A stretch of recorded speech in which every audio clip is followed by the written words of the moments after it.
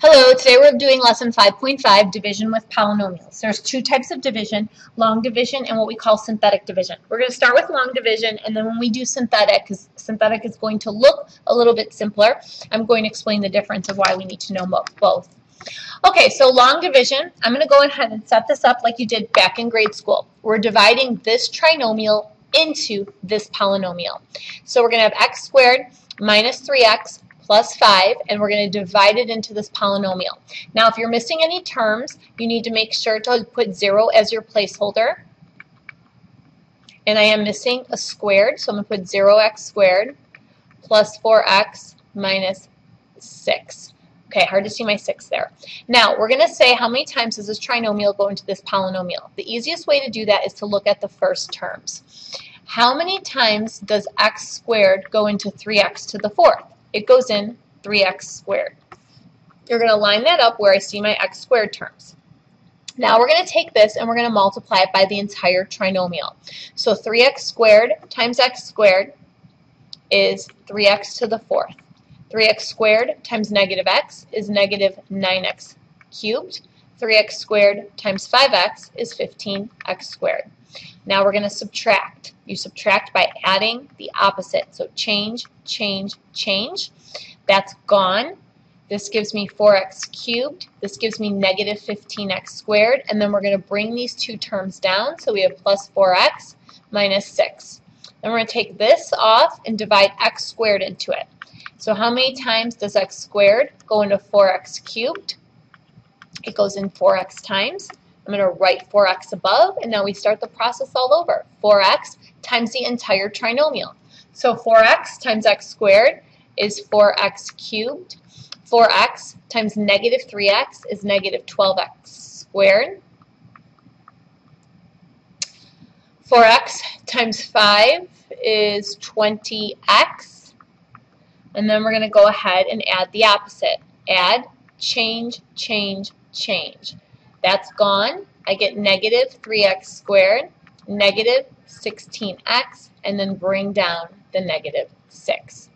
Now, start all over. How many times does x squared go into negative 3x squared? When you do that, it goes in negative 3 times. Go ahead and write that up. Now that's going to be my last one because I'm at the constant. So anything that I have left over is going to be a remainder. Okay, multiply negative 3 by the entire trinomial. So negative 3 times x squared is negative 3x squared. Negative 3 times negative 3x is positive 9x. Negative 3 times 5 is negative 15. Then we're going to go ahead and add the opposite. So add, change, change, change. When I do this, I have negative 25x plus 9. This is how we write our final answer. We write this up on the top, so 3x squared plus 4x minus 3. And when we write our remainder, we write it as 25x plus 9 over what you're dividing by. X squared minus 3x plus 5. This is my final answer. Okay, I know this seemed overwhelming, but the more we practice this, the better we're going to get at it because it's the same thing we do every single time. So let's go ahead and try the next problem, which I think is a little bit easier. Let me make lots of room. So I'm dividing this binomial into this trinomial. Remember, if we're missing anything, we want to hold its place. So we're going to do x squared minus 4, and we're going to divide it into this trinomial, but we don't have a cubed term, so we're going to hold the place, and we don't have a squared term, so we're going to hold the place. Okay, we're going to start the process. Take this first one, divide it by x squared. 5x to the 4th, divide x squared into that, and we get 5x squared. Line it up where our squared term is. Now we take this and we multiply it by both terms. So this is a little easier because it's a little bit smaller. So 5x squared times x squared is 5x to the 4th. 5x squared times negative 4 is negative 20x squared. And now we're going to add the opposite. So add, change, change. That's 0. That's 0. And we get 20x squared. Bring these two down. Plus 8x minus 9. Now we're going to take this term off and divide it by x squared. So 20x squared divided by x squared is 20. So we're going to put that where the constant is, plus 20. Now 20 times both of these, 20x squared. 20 times negative 4 is negative 60. Add the opposite, add, change, change.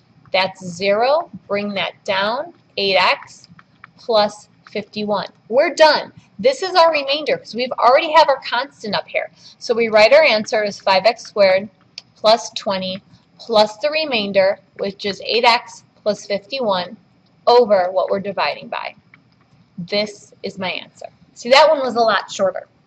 Okay, I would like you to pause the video and I want you to try this long division problem right here. It's not so bad. We're only dividing by 2x minus 1. Follow all the steps that we did above. Look back at the work. Make sure you're pausing the video. Okay, welcome back. Now we're going to do, oh, and this is just a little note, excuse me. You can always check the result of a division problem by multiplying the quotient by the divisor and adding the remainder. The result should be the dividend. So we would take our answer and we would multiply by what we were dividing by, but then you have your remainder you have to add on to. Of course, checking your work on these polynomial problems does get pretty messy, but it's possible. Okay, synthetic division. You are going to like this a lot better. This is very similar to synthetic substitution, except this is what we're dividing by. So instead of writing a 3, we're going to have to write a negative 3.